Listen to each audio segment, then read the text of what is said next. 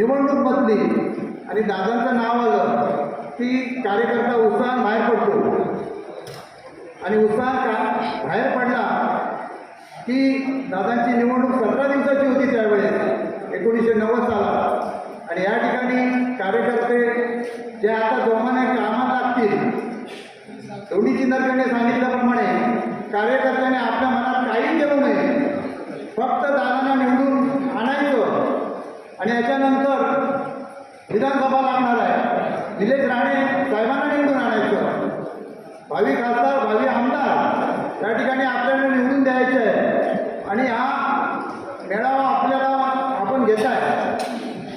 मला एकच सांगायचं आहे की या ठिकाणी 10 वर्ष खासदार आहेत.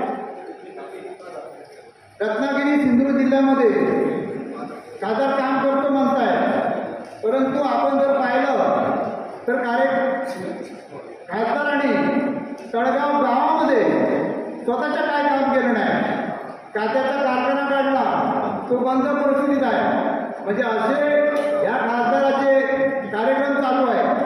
म्हणून 10 वर्ष झाली या ठिकाणी आपण 10 वर्ष मागे गेलो आहे, त्याची आपल्याला जाणीव पाहिजे.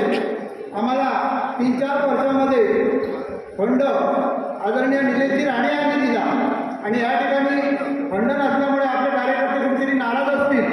नाराजीचा सूर आहे, पण नाराजीचा सूर पोटात घालून राणे साहेब आपल्या समोर उमेदवार आहेत आणि मी मत कोणाला देणार, राणे साहेबांना देणार ही इच्छा आपण मनात बाळगा आणि सगळे आपण कामाला लागूया. या ठिकाणी एकच सांगतो की खासदाराबरोबर वैभव नाईक फिरत आहे.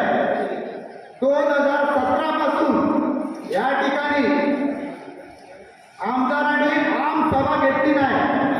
या ठिकाणी आमसभा घेतल्यानंतर या तालुक्याचे प्रश्न सोडवले जातात. कुडाळ आणि मालवण मतदारसंघामध्ये 2017 पासून आमसभा साधी घेतली नाही. मग या आमसभेमध्ये जे प्रश्न ठरवले जातात ते विधानसभेमध्ये घेतले जातात. परंतु या वैभव नाईक यांनी आमसभा कोरोनाचा कालावधी सोडूया, परंतु त्याची एवढी देरी होत नाही की या ठिकाणी आमसभा घ्यायला पाहिजे. म्हणून माननीय राणे साहेबांना आपण या ठिकाणी एक मत आणि एक दिलाने